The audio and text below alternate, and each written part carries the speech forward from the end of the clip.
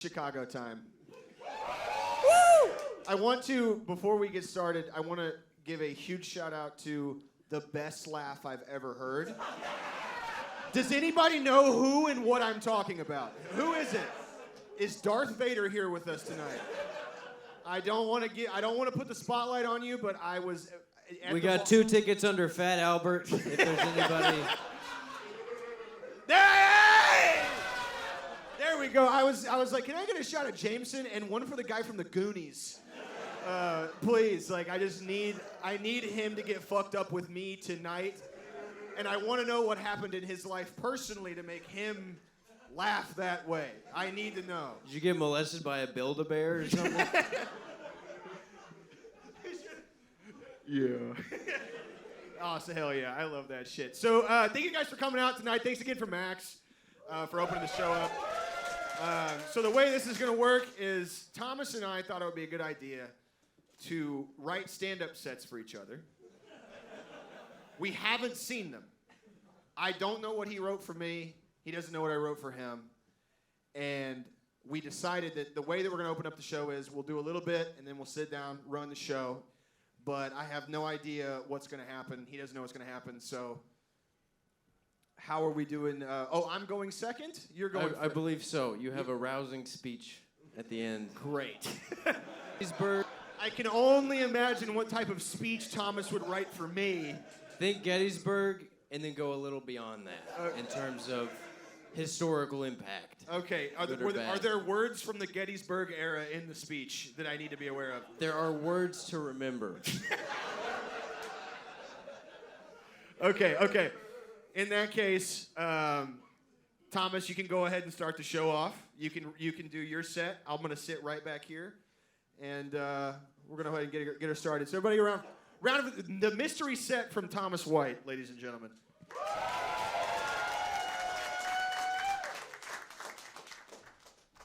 All right, I actually haven't read this, so we will be seeing. God damn it. I got off the damn plane and you wouldn't believe it. They got trains that run north, east, west, south, southwest, southeast, north, up, down, everywhere over here. Y'all got oxygen like a motherfucker in this bitch. Everybody in this motherfucker got ears, too. And 2 eyes and a nose and a mouth and 32 teeth and reproductive organs. Everybody acting... You're doing the voice better than me. Everybody acting crazy in this motherfucker. Going to the park, experiencing the joy of being alive on Earth. I walked to the store, had an entrance and an exit. God damn it. You know, in the Windy City, when every car on the block goes forward, back, left, and right. You know, when you in Chicago, when the sun rises in the east and sets in the west. You know you in Chicago when you pull out a compass and that shit point north. Like Jake said, we wrote these sets for each other. We haven't seen them until this moment. So I'm... okay, that was actually a note that Jake wrote, so that's cool. Okay, so I am not 100% sure how any of this is going to go or work, but this next part is not a part of the set. It is a legal disclaimer. My name is Thomas White. I am required by law to inform all of you that I am a registered sex offender. It was a simple misunderstanding. As it turns out, you are not allowed to ask the kids in your neighborhood if they have seen their adult penis yet. I'm trying to do research for science, and I am getting shut out by the communist city of Fort Worth, Texas.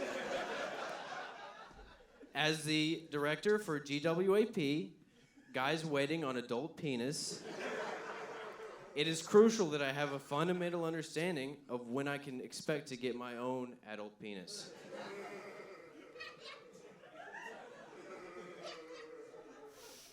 All right, well, glad that's over with. Oh, God. Has anybody ever had something evil and profoundly surreal happen to them?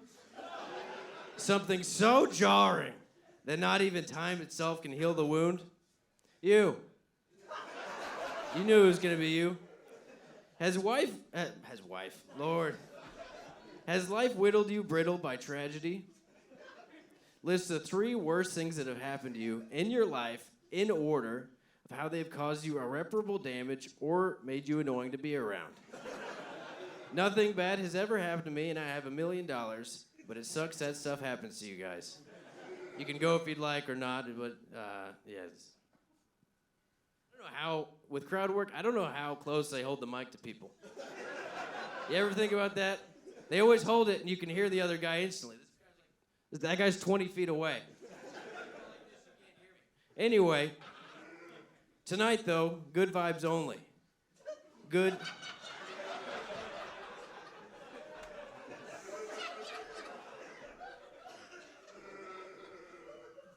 sexy vibes for everyone in the audience.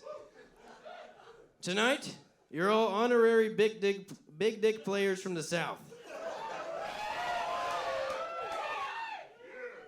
In fact, I want you all to take a moment to look at the person to your left. Go ahead. Look them in the eyes. Look at them like a mom would look at them before they tell them that divorce is on the table. And dad is addicted to watching SpongeBob do depraved acts of sexual deviancy. Pulling on it till the cows come home. The results speak for themselves, folks. Let's take a look at some of the stats. All right, month 1 of gooning.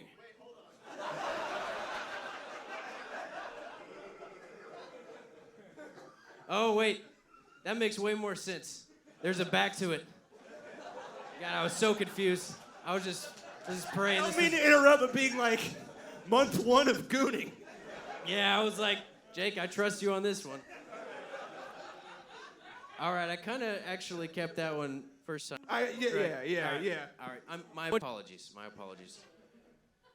First time speaking. So, now I want you to pretend you're still making the eye contact. Do that again.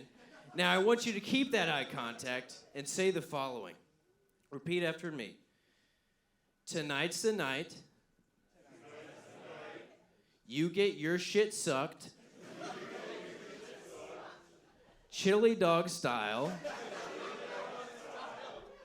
Because you're a big dick player from the South. Beautiful. Now, look at the person to your right. If there's nobody to your right, you can keep looking at the person you were looking at.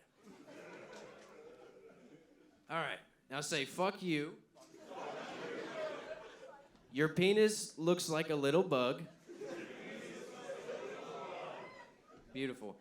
And your nuts stink so bad that you should be thrown in jail. Awesome. Now we're all acquainted. Wow. It sure is cold in the Windy City. It's so cold that to stay warm, I have to bundle up in a black cloak, black execution vest, hood, leather gloves, butcher's apron, black combat boots, Kevlar vest, and gas mask, and chase families around the train station. It's different down south. We don't have reliable public transportation outside of major cities. So I have to chase them down in rural back roads in the Chevy C10. It's a shame how reliant on the automobile the American South is. Do you guys think that Lori Lightfoot threw it back the night that picture of her carrying the 12-pack of Modelo surfaced? Do you think she throws it back at all? Her physical loadout indicates she doesn't seem capable of throwing it back. She doesn't seem to have the equipment for it. But there is a part of me that wants to believe that when the clock strikes midnight and the lights are out, she throws on some Doobie Brothers and goes to town on a 12 or a Mexican lager. And throws ass with such passion that it cracks the foundation of her home. We don't have any funny politicians in Texas. In terms of just looking at them and laughing and imagining them drunkenly shaking that ass. I guess if Greg Abbott managed to do it, that would be pretty funny. Also a miracle, on account of him being paralyzed. I drove by O Block on the way here, and believe it or not, what I did was I pulled my ass and nuts out of the window, and what I said, "What's up, fellas? I'm the big greasy goblin, and I keep that dick on the tool tucked in my butt." Everyone thought I was so cool that they said I could run the BDs now, and me and Keith Master are going to move in together and get married. Jake is a lazy dickhead. This note says, written by AI. Here it goes. Wonderful. Beautiful Chicago at mouth of glorious Lake Michigan, home to many wonderful and glorious people who love China.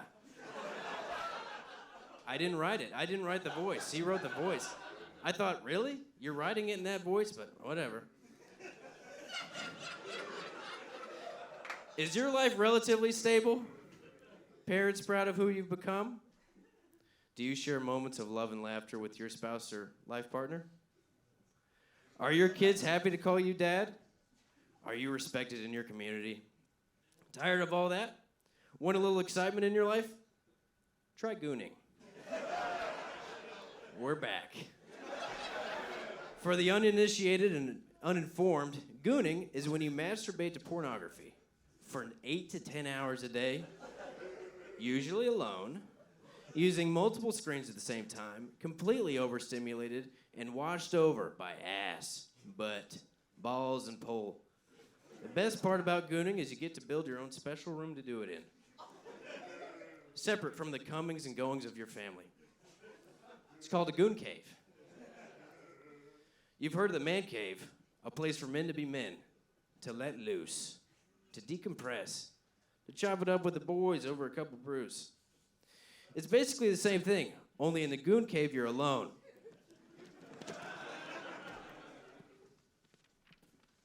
Surrounded by flashing blue lights of depraved acts of sexual deviancy, pulling on it till the cows come home. Now we're back, I'm sorry. The results speak for themselves, folks. Let's take a look at some of the stats. We don't actually have a projector, but I just like to point. Month 1 of gooning. Your wife starts to ask, why are you spending so much time in the office? Work getting crazy? And why do you smell like chlorine and urine?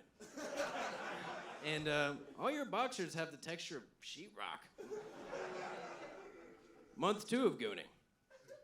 You've developed a serious limp, which makes you look cool and regal and mysterious like a Gulf War veteran. Blue light poisoning has made your skin a pale, translucent hue, and your eyes are glazed over constantly. When watching a movie with your wife, a sex scene comes on and you go, oh, fuck yeah. That's the shit I like to see, bitch. I'm rocked up like a damn Geodude from Pokemon. I'm about to pass the fuck out. Month 3 of gooning. Wife and kids gone. Who needed them? Work let you go because of an incident in the break room where a colleague asked to borrow your phone, and when they grabbed it, it became stuck to their hands, and an industrial solvent was needed to dissolve the adhesion. You finally reached it. Nirvana. This was a badass set. Thanks, Jake. You're my cool friend, and I'm so happy that we get to share this moment together with the audience. You're super strong and handsome, and you have all your real teeth, and your penis works all the time. And you don't shit yourself at the pool so bad that you have to throw your underwear in the trash. Thank you, Chicago.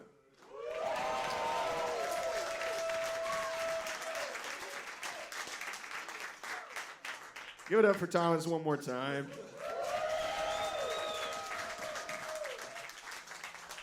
I like that you guys just believed that the SpongeBob thing went seamlessly into, hey, check it out, when you jack off too much, you die. Like, that just, you guys were like, yeah, I'll buy that. Like, yeah. One of them wrote that bit for sure.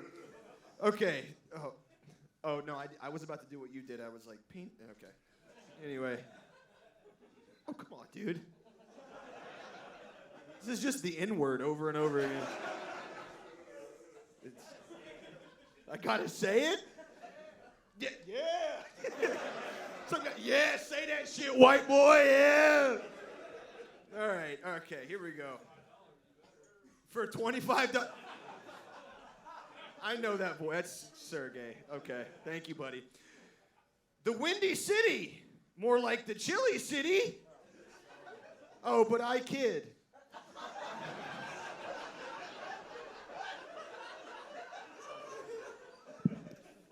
Cocksucker. It feels good to be in Chicago, but I never realized how close this place was to Lake Michigan. The Great Lakes, they really are something. Of course, down south, we call them the Grape Lakes. Because there's a whole bunch of them. Cha-ching.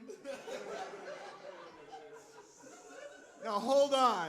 Give me a second. I know what you're thinking. Great Lake humor? Really, Jake? This is Chicago, Illinois. We've seen it all, and I'm sure you have. But from what I hear, landing a regional geography joke in the Midwest can be harder than navigating a wood steamer through the Mackinac Straits in a November storm. Oh, but I'm only joking. The fuck is a Mackinac? Mackinac. Oh, sorry, I don't speak, I didn't do my land acknowledgements before I fucking... On a serious note, guys, I'm serious. My apologies to any audience members who lost a loved one aboard the William H. Barnum on that fateful day of April 3rd, 1894. If it is any consolation, they live on now through the endless art of stand-up comedy. How many ages old could stand-up comedy really be? I wonder. According to Wikipedia, the practice has its origins in 1840s minstrel shows that perpetuated racist stereotypes in the United States. This aspect of the craft is still honored today by wonderful artists such as Jim Gaffigan and Mike Birbiglia.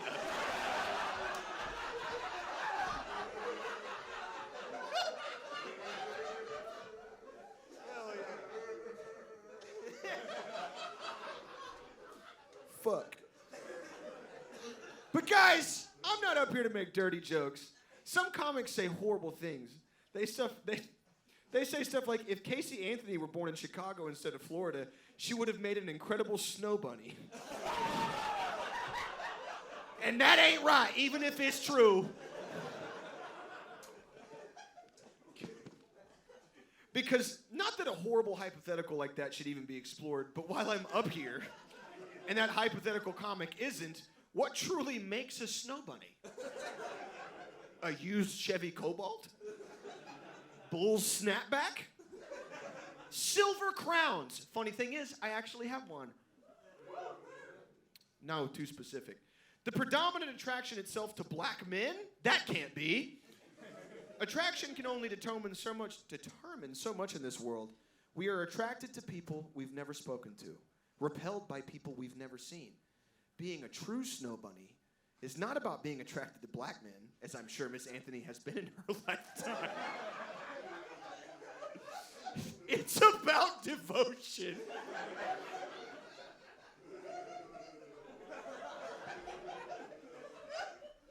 It's about devotion. And while I haven't spoke with Miss Casey in ages, just going off what I do know about her, and granted it isn't much, she doesn't strike me as a long-term relationship gal. A real carpe diem type woman, if you will. Nothing wrong with that. No more a snow bunny than you or I. But tonight, my friends, we're all snow bunnies. Tonight, we're all riding shotgun in that Chrysler 300 Hemi. Tonight, we've got the wind in our face, beads in our hair, and money on our mind. For tonight and only tonight, it is Pendejo time. Thank you, Chicago. Thomas, here you go, buddy. You can have this one. Thank you. Jake, that was beautiful. Thank you, man. I really appreciate you getting me to somehow, in a weird sexual way, defend Casey Anthony and her sins. You know, I don't think it's defense so much as, you know, you're a ref in that situation. Yeah. You know, you got to watch both sides run down the court, throw up the layups, and you got to see how rough the game is before you start calling fouls. Right. You know, Casey Anthony, I wouldn't call her a great lady. You know, maybe not even a good lady.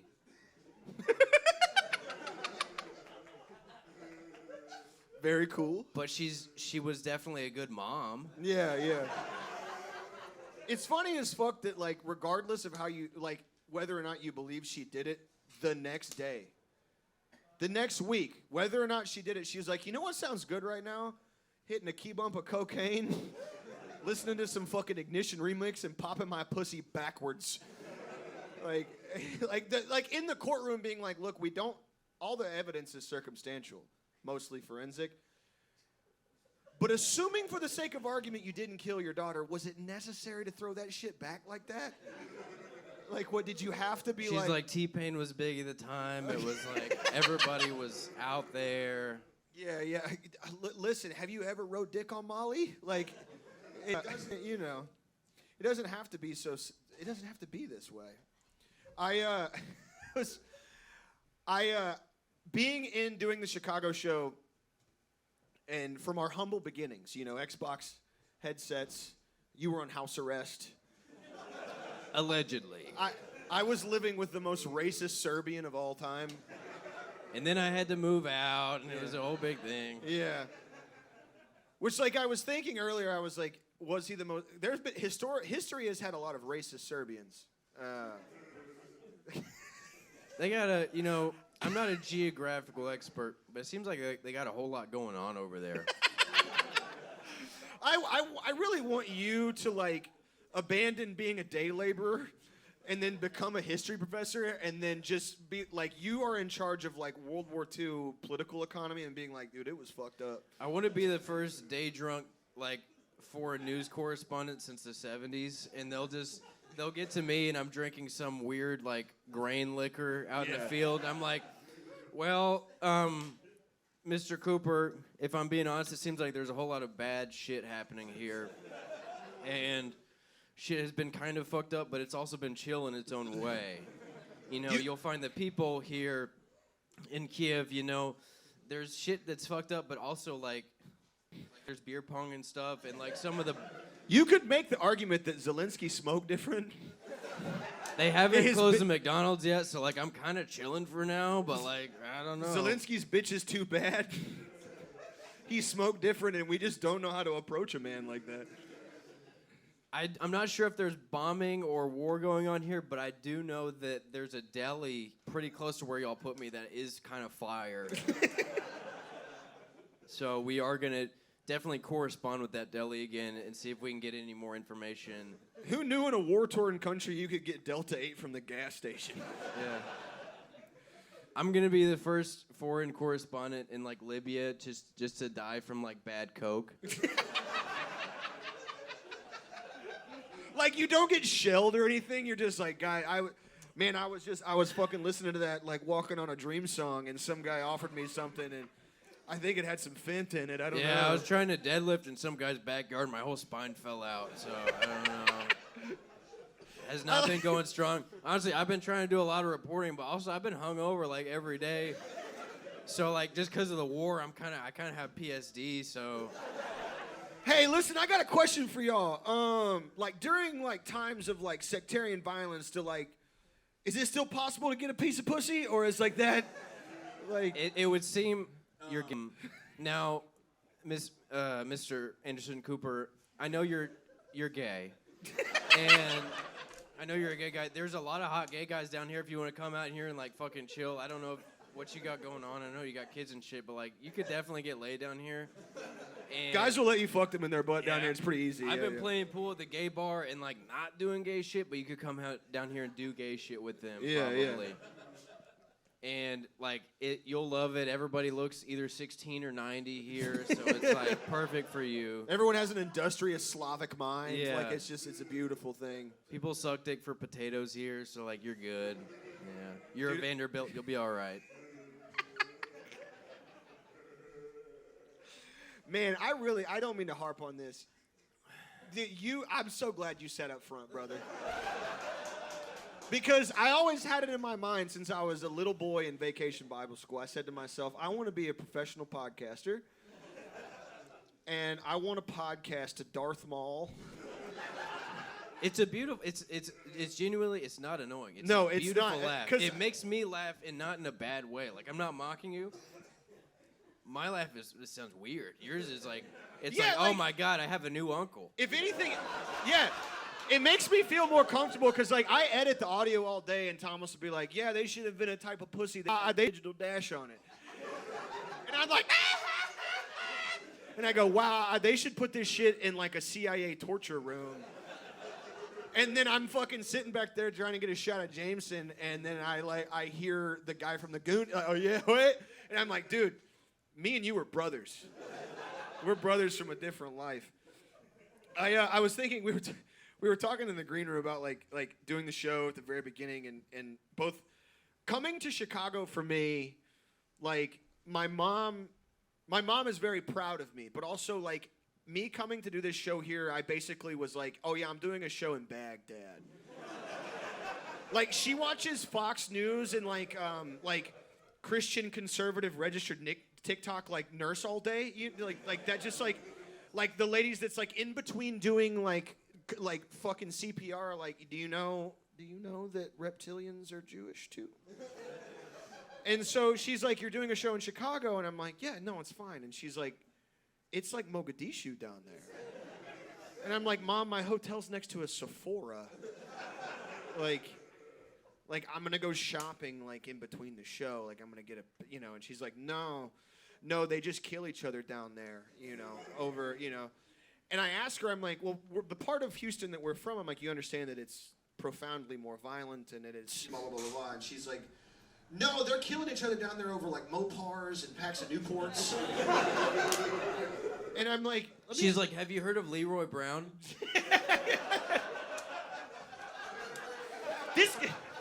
Watch out for him. Civil War correspondent Jacob, Jim if Croce. I see you in a single dice game, I am throwing your ass out of your own apartment. Yeah, she was like, what are you going to do when you're there? Like, are you going to be mindful of your surroundings? And I'm like, no. No, I'm going to accept alcohol from anybody who offers it to me, and I'm just going to try to have the best time I can. And she's like, well, I think what happens is my mom will like listen to like Fox News, and Fox News describes Chicago as like an you guys are always under mortar fire, but like not from us like an ethno-nationalist group, but just not each other, but like just listen. I love my mom, but she's like, you know how they can be, and I'm like, who's they? When I went to Mardi Gras in Galveston once, she all said, the Dominicans over there. You know all them Cantonese speaking type guys. Yeah. Yeah, you know all of the Greek people that live in Chicago. All the guys from Oklahoma that move up there, they're bad. You know how they can be. I'm like, Mom, who's they? And she's like, I don't want to say it. And I'm like, look, if we're gonna be casually racist, let's let it fly. Like, let's let it run, Like, let's just be true South. Let's just be true big dick players from the South. telling my 46-year-old mom had me at like 16. Hey, are you ready to be an honest, real big dick player from the South? Yeah, we're kind of touring as big dick players, and that's sort of our whole like run scheme, Mom. That's like that's how we make a living. So she told me she refuses to listen to the show, which is great because I think like I will tell some sort of tragic story from my life, and then people will message me. I'll tell something like, yeah, my dad used to like walk around the house and piss my mom off and tuck his dick in between his legs and be like, mangina. Man pussy, you ever seen something? You ever seen a man with a high and tight haircut that served in the army with a man pussy before? And my mom would be like, no. And then a guy will message me on Twitter or Discord and is like, dude, it's so funny, your dad used to do man pussy to you. And I'd be like, why do you know about that? And then they're like, oh, well, you just kind of talk about your life in a way that is like, and I'm like, oh, yeah, no, I do that type of stuff. My parents are mostly confused because I started doing bad comedy after I quit hard drugs. And they're like, you kind of skipped a step there and went to the end. But yeah, I don't know. They think I'm at Madison Square Garden right now, so if you guys try and make a lot of crowd noise so they buy it. But yeah. Now they think I'm hanging out with fucking wolves, so... Yeah, we went out, we did a crazy live show in fucking Bozeman, Montana. Yeah, we did a hell of a show in the San Diego Zoo. God damn it.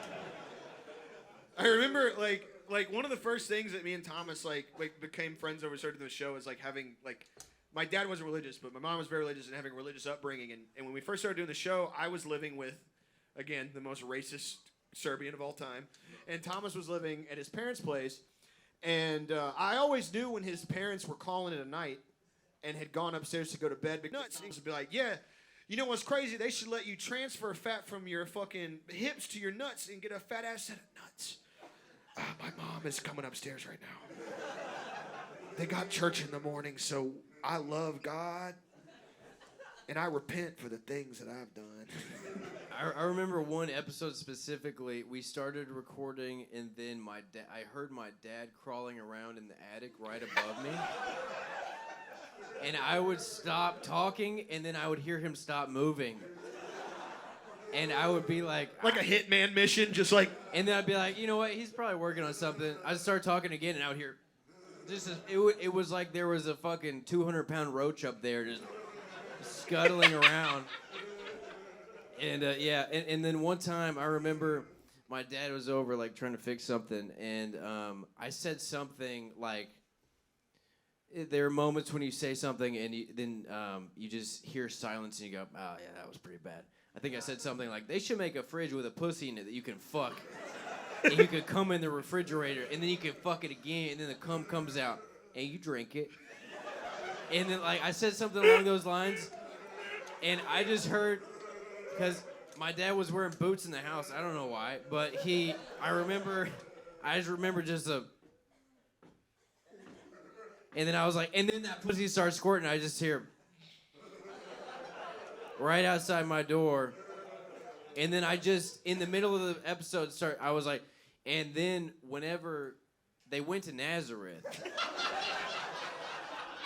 and when they saw him on that cross, they said, there is no other Messiah but Jesus. I hear him walking away, and then whenever the cum gets out of the refrigerator, you put it in the freezer, you make a cum popsicle. I'm gay. Yeah, like having an upbringing where like you have both your parents have some degree of like Puritan work ethic, and you have some success in your life, and be like, yeah, things are going pretty good, and they're like, oh, what are you doing? And you're like, wow, you know, my parents thought I had a sports podcast till like 6 months ago. Never been interested in sports in my life, but like my dad would hear me recording sometimes, and he'd be like, do you have a podcast? And I'd be like, not that I know of. I think I know of. We've been to LA at this point. Like, yeah, I was like, I mean, I've been on podcasts because my friends have them and I have to go on them. He's like, what about? I'm like, Dungeons and Dragons and sports. Duh. And then my little brother comes to the house wearing each other's shirt that says Pendejo Time, and it has two sumo wrestlers flipping the middle finger at each other on tractors. And he says, hey, Mom, Dad, this is Thomas's podcast. And the next time I'm over, they're like, oh, he said you had a podcast. And I was like, ah, fuck. Yeah. Yeah, it's about just hanging out. The whole time I'm editing an episode where Thomas is like, okay, you know how a pig's tail is curly? What if my shit looked like a corkscrew? And I could, like, undo a wine topper with it, and I'm just sitting there, and Thomas is texting me, like, my dad knows about the fucking show, dude. My dad knows about the show. I honestly, I wish that my dad, because my dad was, like, the original, before podcasts were a thing, when I was in, like, 7th or 8th grade, my dad would be like, hey, you know George Bush is, like, the Antichrist, right? And I'd be like, I'm learning times tables, you know, or whatever. And he'd be like, you know that like the Skull and Crossbones cult at Yale University? And I'm like, no, what's that? And he's like, oh, George Bush and John Kerry, they like drink blood and they jack off together. And I was like, I do that with my friend Thomas. You know, like but like having that, like I feel like my mom can't understand, because my mom, like small town raised, to Thomas's same thing. It's like when I told my mom that we were doing our first live show, she was like, when do you get to meet Louis C.K.? And I was like, oh no, like I'm making a teacher's salary from this. Like we're not, you know. And then, but I have a feeling in my head that my dad would be like, you know, oh, how's it going? And I'm like, dude, people want to come see me and be like, damn, my penis look like a fucking Mike and Ike's. Be like, dude, I raised you right. We did a good job. It's always funny when you tell me about like how your upbringing was, because like my family was religious too. But whenever my dad would want to like plant a seed in my head, he would take me out on a journey of some kind. Yeah. Like say I would be, you know, we would drive like 3 hours and I'm just clearing brush and there's like, I'm all cut up from like thorns. And then my dad like gives me like a cracker to eat and he's like, there's a storm coming, Thomas. Be ready. Doesn't speak for the rest of the afternoon. Whole way back, I'm 8 years old. I'm like, I hope I get a root beer soon. Root beer tastes good as heck. My experience was my mom being profoundly Southern Baptist and my dad being like a schizophrenic. Would be like, my mom would be like, okay, so here's the pale horse, and here's, you know, famine and pestilence, and what's going to happen is one day, beautiful Pasadena, Texas will become Garden of Eden, and Applebee's and Chili's will be decimated by Muslims.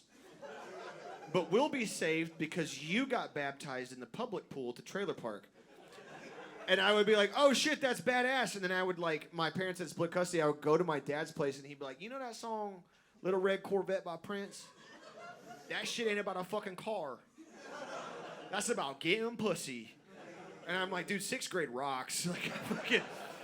I would, I was saying like, we were in the green room and I was talking about like having not unfettered access to the internet from an early age, but like my dad being like, I guess the best example of like an early age computer guy and like showing me Newgrounds, and like being in junior high and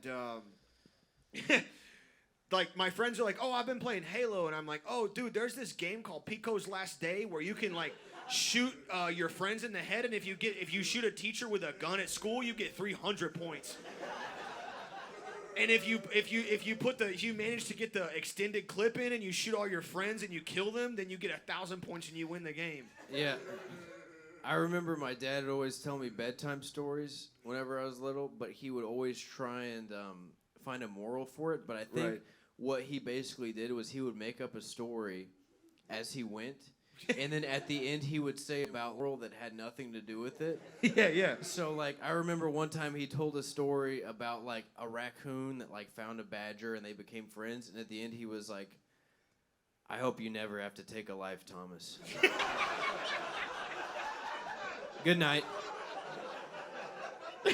And I just went to bed and I was like, did my dad kill somebody?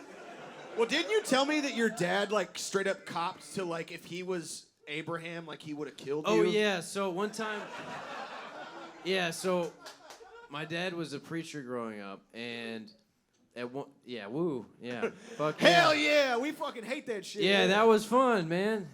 And I remember one time he was telling me, I think I asked about a story or whatever because we read it in Sunday school class, and he was like, yeah, so basically, you know, Abraham was called by God to take his son, you know, up to an altar at the top of a mountain and sacrifice him to God with a large knife. And he, you know, he made the hike. You know, he brought his Cliff Bars. And, you know, he had his son in his North Face hiking backpack, you know, with the little camel pack on, too.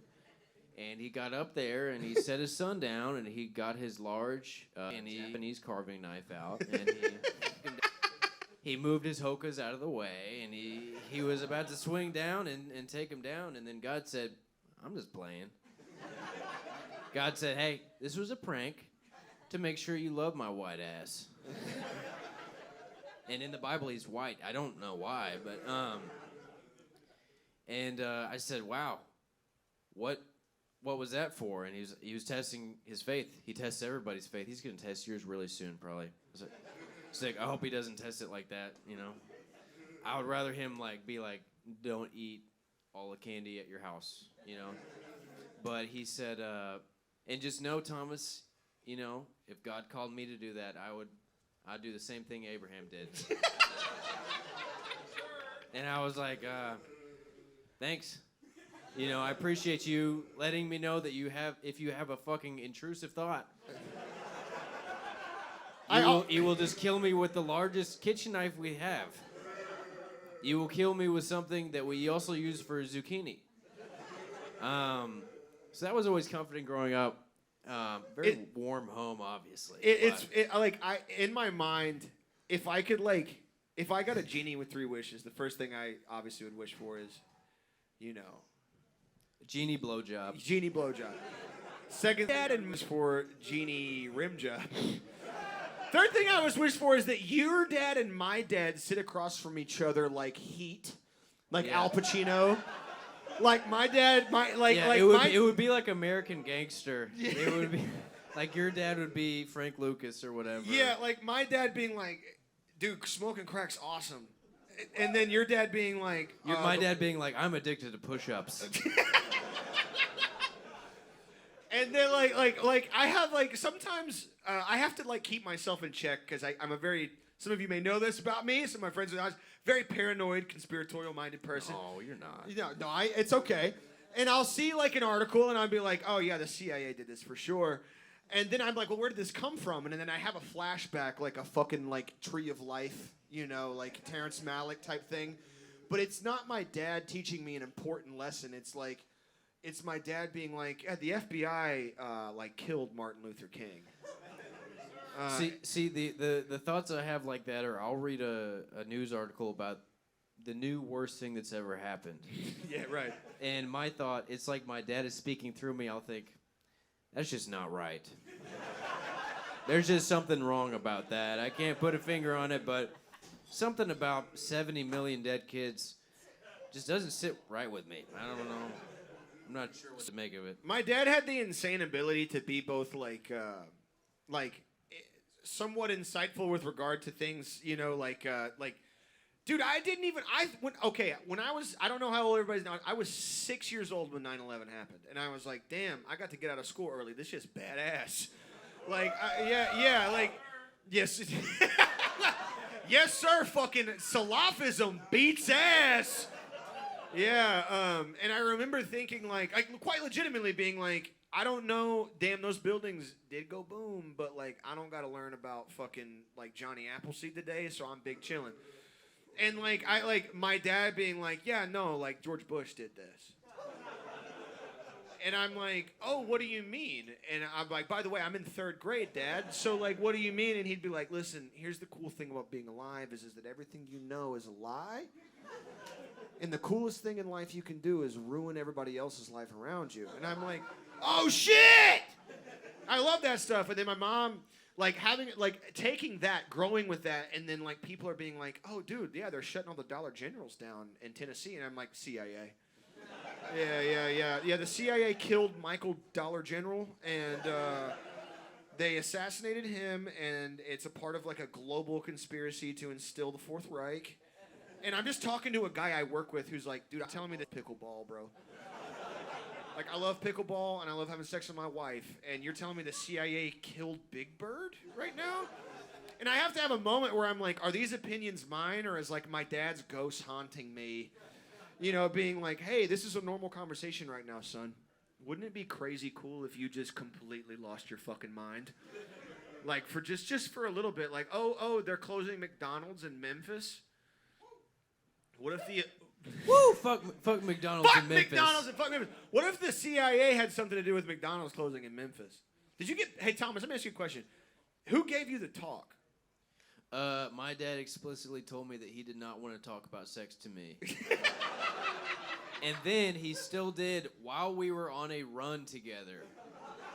We were both running when he told me about it, he said, Dude, your dad talking about fucking while out of breath is fucked up, He dude. says, Thomas, completely out of context, by the way, we're just running up a hill, a steep hill. Right. Thomas, sex is a beautiful thing. But, fuck. He didn't say fuck, that was me. When you're married. When you do it before you're married, it ruins it. He says, there's nothing more beautiful than making love with the power of the Lord, with your wife, with your one true wife. Anytime, and I remember he talked to me about how, like, he regretted ever even, like, seeing a Playboy magazine, and he was like, it's all stuck in my brain from when I was a kid. They had these Hustler magazines, and I wish they never existed. And then, like, later on, like, I'm on, like, Pinterest or whatever, and, like, I remember, like, I used to look at, like, vintage signs and stuff. Not pervert stuff, I promise. Thomas is like, I was on a deviant sexual website. No, I was literally, I used to look at, like, I used to be like, dude, I should get a bunch of metal Budweiser signs. And that's stupid, but that's what, when you're 14, you do that. And, like, Hustler magazines would come up, and I'd be like, all right, a little bit of nipple here, but this is, I could have been 10 years old and seen this, and would not have changed my life a whole lot. But for my father's generation, it was like, maybe I should kill people. Yeah. Like, Guys you hear in about, our... like, Ted Bundy, and it's like, yeah, he saw porn in a magazine, and then he started tying up women in a van. It honestly speaks to the return to tradition kind Yeah. of guys where it's like our dads were like, you see pussy on a magazine, and you're like, I'm going to join the Gulf War and kill men. And then me and you, we see a picture, like a fucking grainy JPEG of breasts, and it's like, you know what sounds good? Podcasting. Like, Yeah. Now kids are watching Andrew Tate over Fortnite over Peter Griffin throwing up on Brian Griffin, and then deeply embedded in that, it's one guy jacking off his tiny dick, and it's like he's playing the violin. And then they're like, yeah, that's cool. I'm gonna go to Harvard. I remember the night my dad gave me the talk, and because like there was a big age gap between my parents. I don't want anyone you. His mom was 6 when he was born. It was really weird. I don't want anyone you to disparage the name of the dead. My mom was 16 and my dad was 25. Okay, and that's cool in 1994. It's a long time ago. Like that. Like look, 1994. Red Hot Chili Peppers. It was going on. Yeah. Fucking Smells Like Teen Spirit just came out. You know. Oh, it did. Yeah.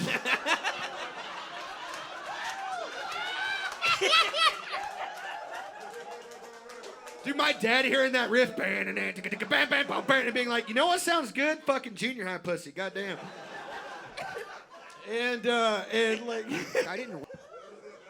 And fucking like, dude, the funny thing about that shit is like, I didn't realize it, and I like got older. Like, you just age with your parents. Like, my mom is very relatively young, like compared to people. I'm 55 years old. I look really good.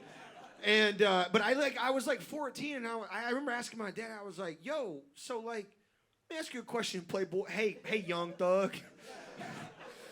You know, hey, what happened?" And he was like, "Well, I got off a tugboat. I just came back from the army, and I moved to Galveston, and I got a piece of pussy in a hotel, and as it turns out, she was under 18, so I had to go away." From the world. Anyway, the point I'm trying to make is that like that. I remember when I was probably like 11 or 12. Like my dad was like, and I wasn't junior high. My dad was like, "Are you fucking?" And I was like, "No, I'm mostly getting rock solid at National Geographic magazines. Like I'm mostly just in world history, and I see like a Senegalese woman carrying water uphill with her nipple out, and I'm like, I need to join the Marines now." And he's like, yeah. So like what happens is you get hard as hell, and then you have a kid, and you gotta move states. And I was like, oh shit, for real? That's how it goes. He's like, yeah, so the cool thing about working on a tugboat is you just don't have to come home, like, ever. And then, like, I get older and I start dating and I'm like, oh, dude, if I have a kid, I'm just gonna dip. Like, and that's why it's funny to me to imagine, like, your dad is Al Pacino, he's the cop. My dad is Robert De Niro in Heat. Yeah, my dad's like, dude, you can jack off into a sock in your car before you go to work and it's cool and no one gets mad at you for doing it. And your dad's like, well, Ephesians says... Yeah, my dad converted from Mormonism to Southern Baptist. My dad talks about his dark period, like where he just drank at parties, and it was like 2 months. And then he was like, all right, the fire of God is in me. How about we go to seminary? My favorite story you tell of your dad is that he joined Golden Gloves and got into one fight and then quit and moved. I later found out from my mom that my dad, like, kind of fabricated that story and was better at boxing than he ever told me. Like, that he, like, was good at boxing and then, like, he just left. And that, like, he had a fight. Bored. He had a fight where the first round he was getting his ass beat and then he just got in his truck and went home. And I was like, why did he tell me he got knocked the story? And she was like, it was probably just for the story. And I was like, why would you make up a story where you get your ass rocked? And then you tell your 5-year-old son he believes that forever. And then you find out your dad could fight later when it does not matter at all. Yeah, it was funny.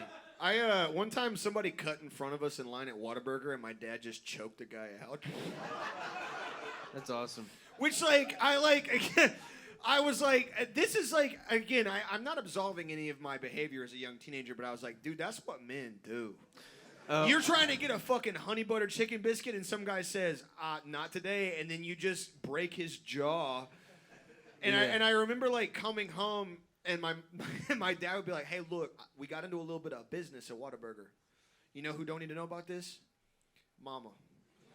Of course, I'm a kid. I'm like, dude, I went to Waterburger, I got some french fries, and dad knocked a guy out.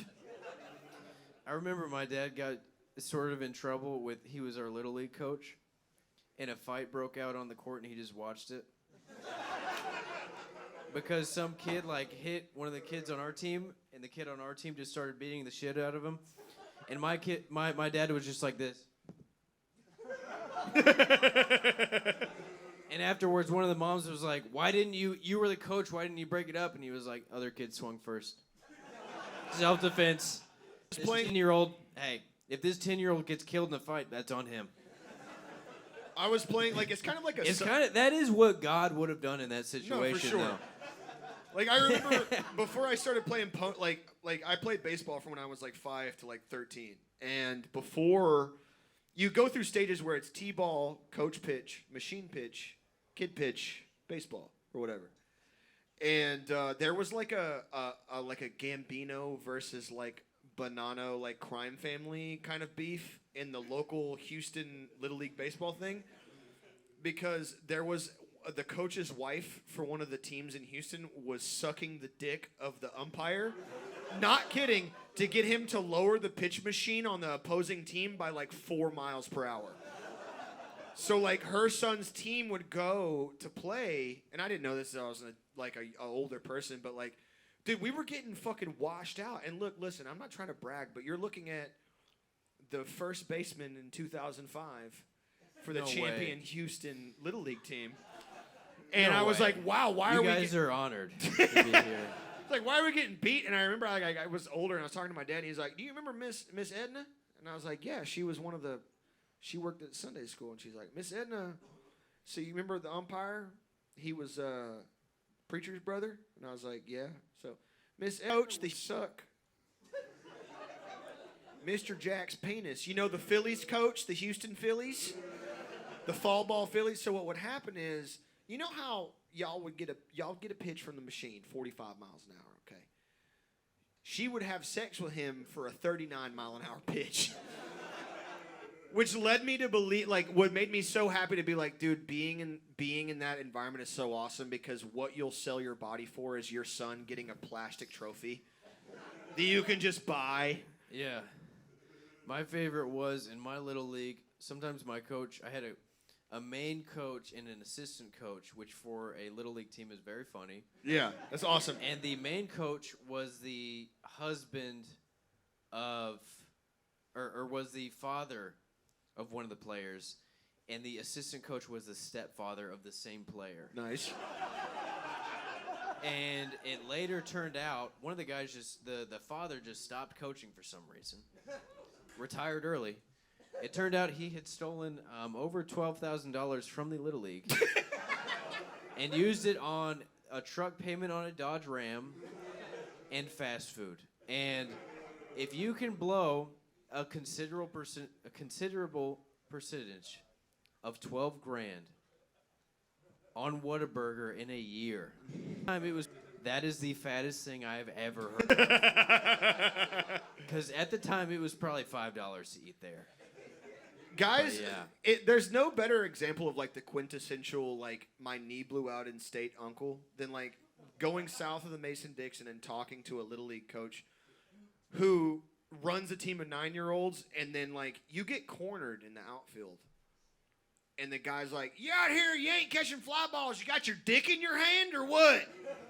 And you're like, "I just learned how to divide like 2 days ago." When I was on your age, I was on the juice already, and I did cocaine. Yeah.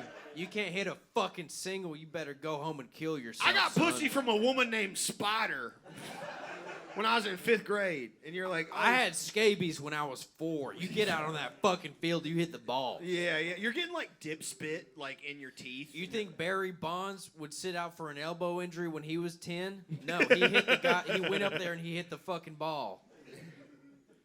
Did I ever tell you the time I put my Meemaw fell asleep when I put the Quran on her head while she was in bed?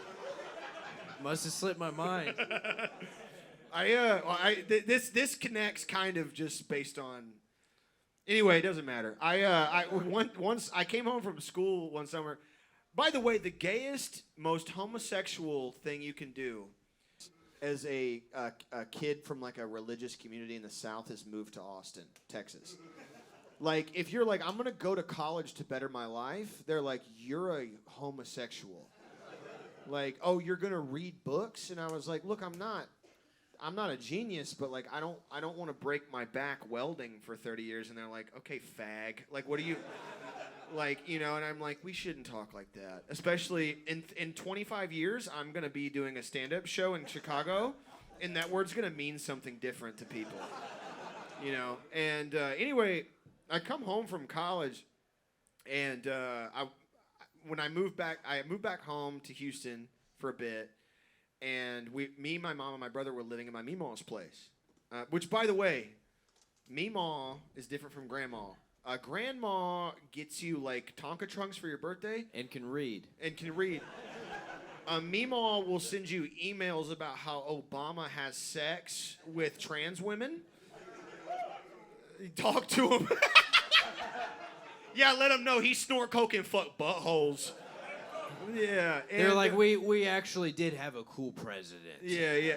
Dude, that's my favorite thing about right-wing conspiracy guys is they're like, yo, Michelle Obama's a trans woman, and Barack smoked crack. And I'm like, I wish he fucking did those things. Because, like, in my mind, I'm like, nah, he's just like your average kind of Harvard-educated dude. But if he was sucking dick and smoking rock, yeah, elect his ass again. You know how many cool guys I know that smoke dick and suck rock? That's fine. It works. I would elect anyway. My Meemaw I come back home and I had a world religions class the next semester. So over the summer I was reading the Quran, and she was I was reading it in the living room, and she was like, "What are you reading?" And I was like, "Oh, I'm reading the Quran." And she was like, "That's what Muslims read." And I was like, "Yeah, it's like their favorite thing to do, you know, like outside of like working at Stripes or like driving a taxi."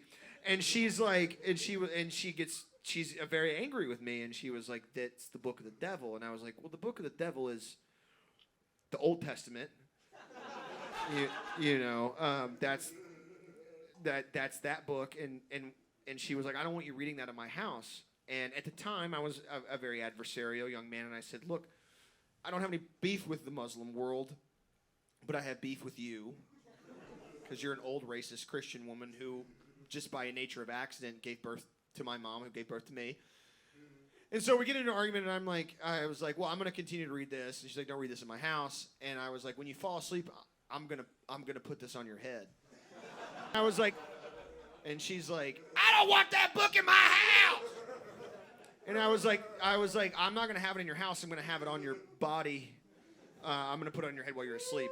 The cool thing about fucking with old women with dementia is it's just funny by nature.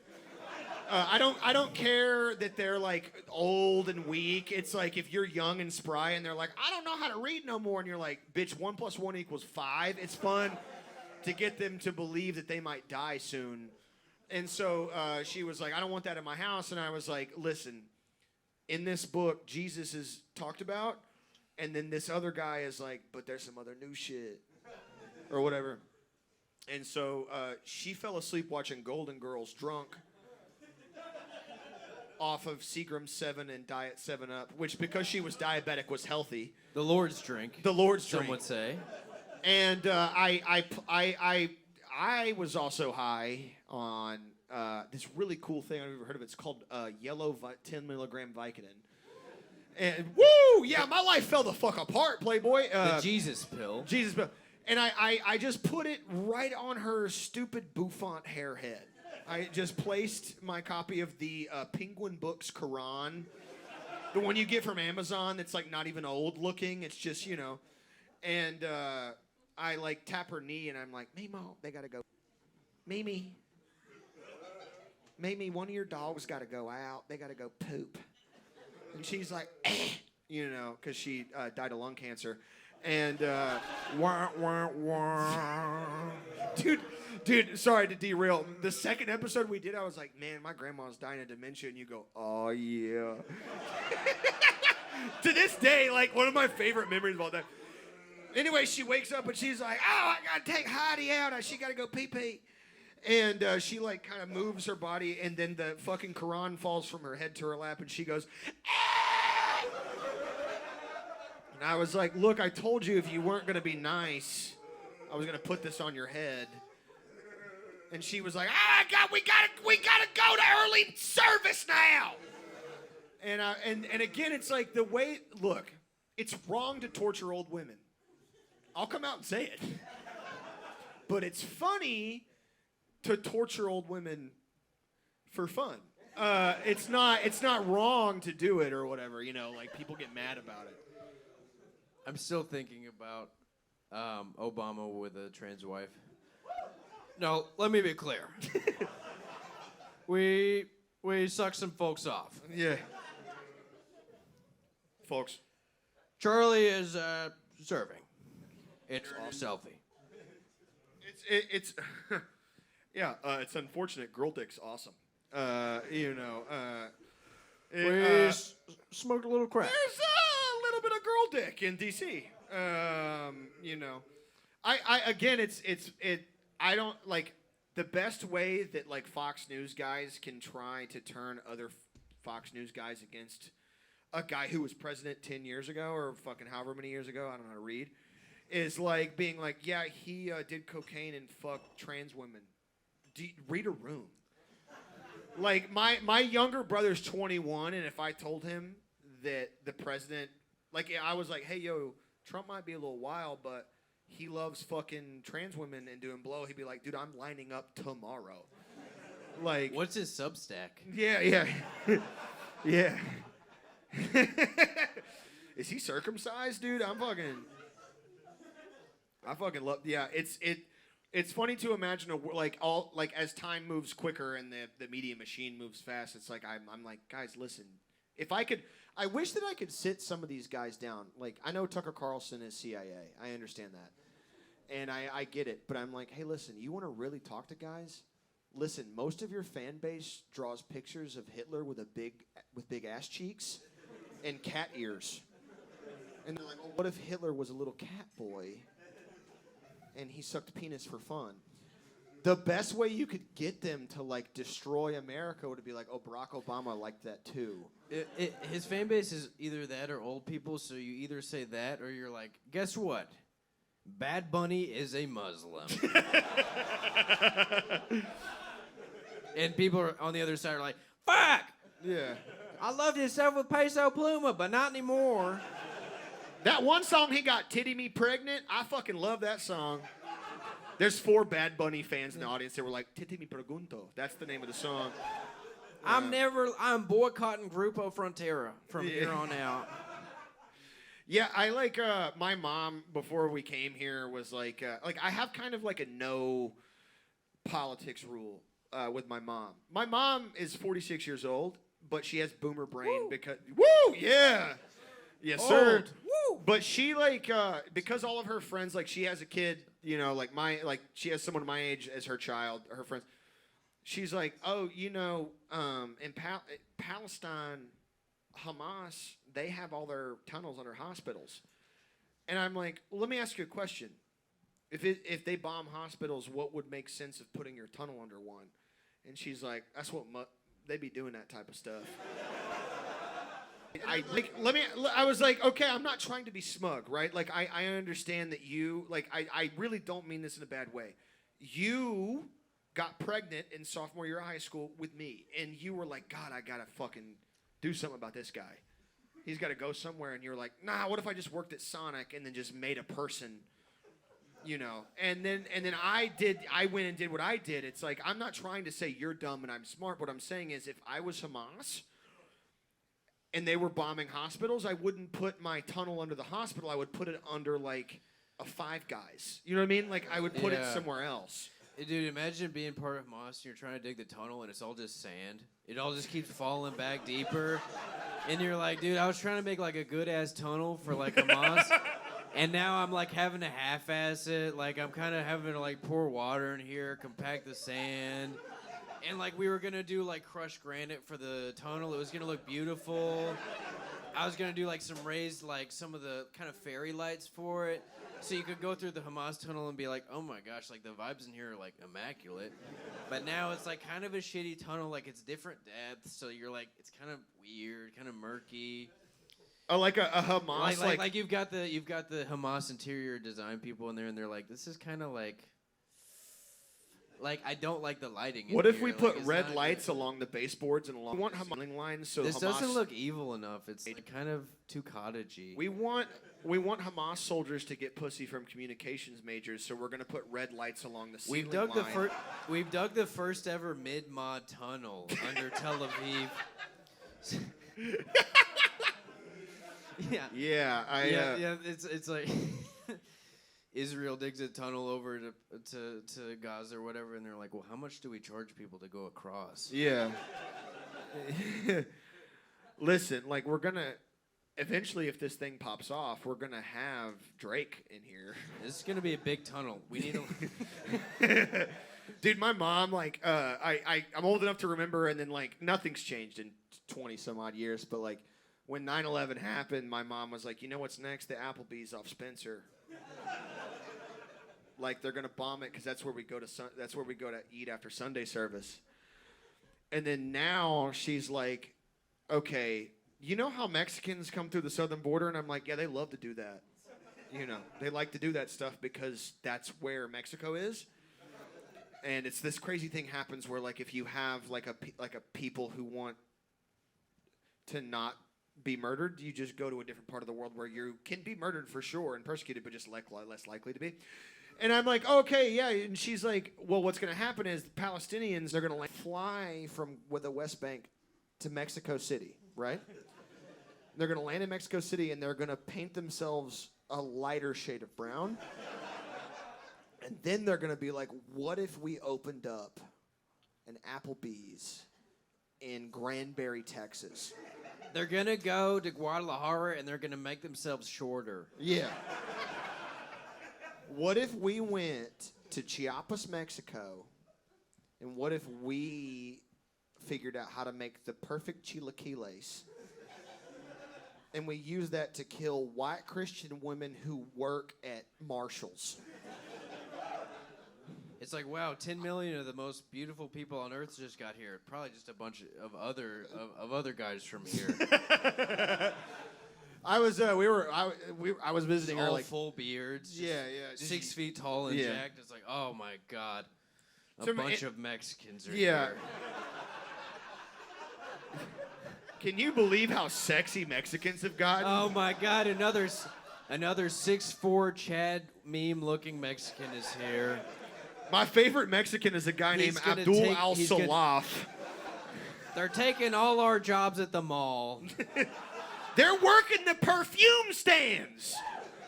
And we were sitting in the living room, and she was like, "Yeah, they're gonna start Solomon movie theaters." And I was like, "Oh, okay. Let me ask you a question. So, like, Minions 2. What does that have to do with jihad?" You know how Mexico has always been a huge nuclear power? You know how the subtext of Minions 2 implies that Revelations is down the road? She's like, well, you know, what's going to happen is you're going to get on a flight to Chicago to do your little comedy show, and then you're going to get exploded midair by a guy who built a bomb. And I'm like, in my head, I'm like, given to him by the FBI. Like, that's kind of how that works. Jacob, if you go there and you slide for Vaughn, I will be so peeved. Yeah, my mom doesn't know what Parkway Gardens is, but she thinks all of Chicago is that. Like, I again, like, from the beginning of the like, coming up here, like, she was like, what are you doing in Chicago? And I was like, well, I'm probably going to join Antifa. I'm probably going to become an NB. I'm thinking about becoming non-binary, you know. Yeah, we're making black guy bombs over here. Yeah.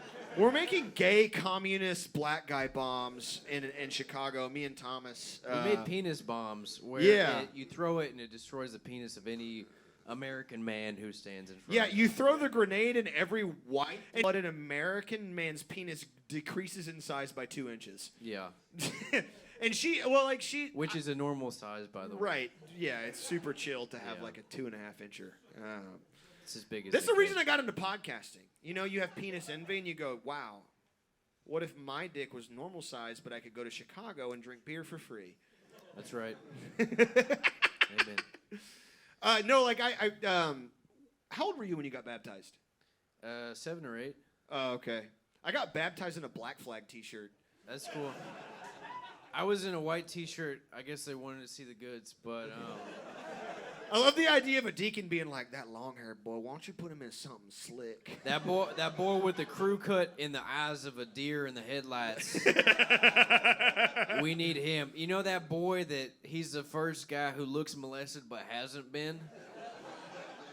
I want him in that hot tub. They really should make, like, when you go to apply for college, have molested be like something you check.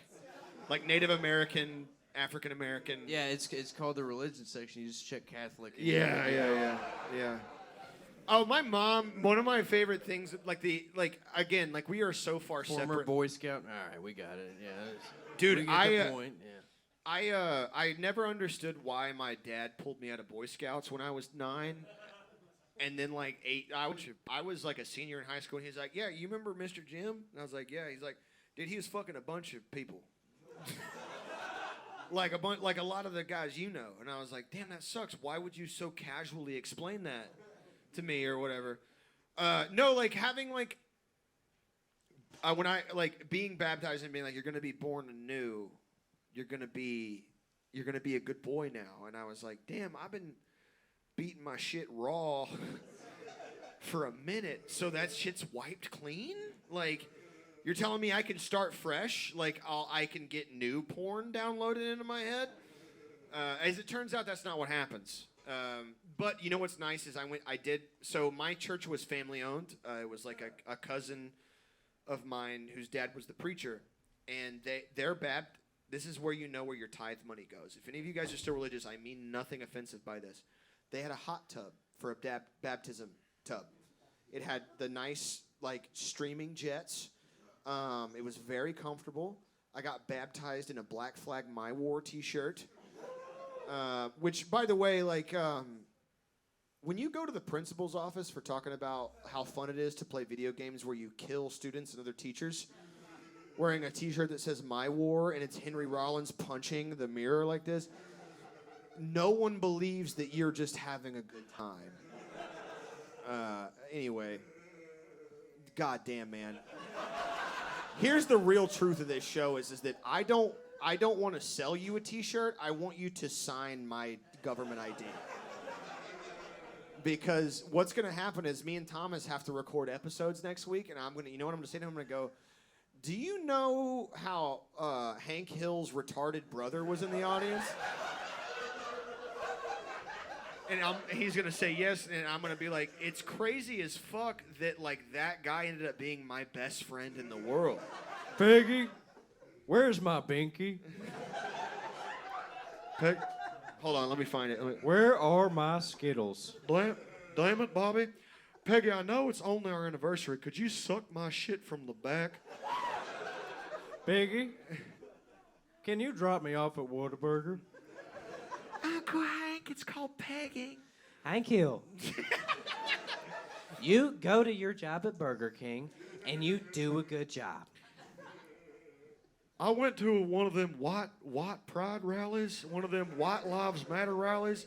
As it turns out, it's not okay to be brown nor black. Hank, I'm black. But Dad, you called Blade. It's called Bape, Dad. You can buy pictures of monkeys with Supreme hoodies on. Errol's one of them went on one of them Young Lean concerts. Someone was going there and on Drain Gang. That's one of them. Hank, I told you about them trans women, Hank. They all know too much about World War II. Where you hide my strap on? Hank Gill, I need my gay sex. Where you hide my strap on? Con Junior, where my strap on go? God damn it, dude. They probably wouldn't say that in the show, most likely. Yeah. Well, because I know Mike Judge is doing a reboot. I just hope to God, I really trust Mike Judge. He's a great guy. I don't know him personally, but very funny guy. So I hope that it's not Bobby being like, Dad, they're not called she-males, they're called trans women. But Dad, I'm woke. Dad, it's called HRT. And I just like, I hope to God that it's not Hank being like, so it's crypto, and you can buy drugs and pornography with it. I need some PRT, propane tank replacement therapy.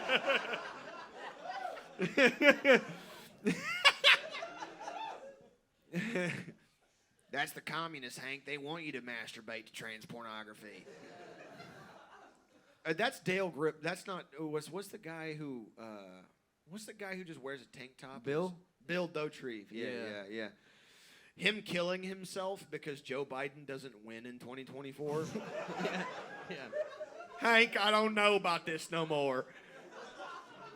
I like that all the. Look, I don't mean to. You know what? Here, I was gonna say I don't mean to make fun of people. I 100% do. That's kind of my job. I have some friends I went to college with that are like, I see them sharing stuff on social media. It's like, it's time to vote blue, no matter who. I will be voting, drinking Miller High Life and jacking off in my room alone. I don't put care. It on the ticket. Yeah, put it on the ticket. Yeah, I don't mean to be crass. I just like, God, I got better. Some of us are underprivileged and forgot to register to vote. Some of us that would be additional paperwork to fill out. And some of us threw away their draft card and don't even have their wallet a lot of the time. So, not sure where I live, not sure where to find me. So, I mean, I saw somewhat recently that the Air Force, the Space Force, and the U.S. Army raised their, registration rate to 42. So there's good news for you and me. We could still be the special operators that we always wanted to be. Yeah, we'd be special. Yeah. We'd be operating something. Just me and you and like some Israeli trench being like, what if you got your dick sucked so bad that you died? Yo, what if I unloaded my gun and I put it up my ass and you took a picture for like Twitter? Yeah. I'm sending a picture of my nuts to Felix Bitterman. He's Jewish. Like, Yeah. He's Ashkenazi, whatever the fuck. Yeah, I heard we got mentioned on Chapo for that picture where you had the gun up my ass, and then I had my finger like this. I said. So war is going pretty well so far. Yeah, they're like trying to teach you how to like clear a room, and you're like, damn, this would be a badass place. Clear a room? What, did somebody toot? This would be a dope ass place to eat chicken wings and watch porn on my phone. Room clear. I'm gay. Next one. Yeah. I love that. I want to like when Krav Maga got big, and I remember like when I first got into Brazilian Jiu-Jitsu and like I was like watching UFC and I was like, oh, what other type of martial arts are cool? It was like, oh, Krav Maga. There's Krav Maga gyms all around the world, and I was like, oh, what's Krav Maga? So I Google it, and it's like, oh, this is fake. This is like the most. If you could think of a more World War II era propaganda picture of a Jewish guy kicking a normal dude in the nuts, that's what Krav Maga is. And then I was supposed to believe that is how I beat like my bully at school or whatever the fuck. Like that's how I get past that in my life. Mm-hmm. Are you looking at me like I'm anti-Semitic? Because I'm about to piss my pants, but I'm okay. Yeah.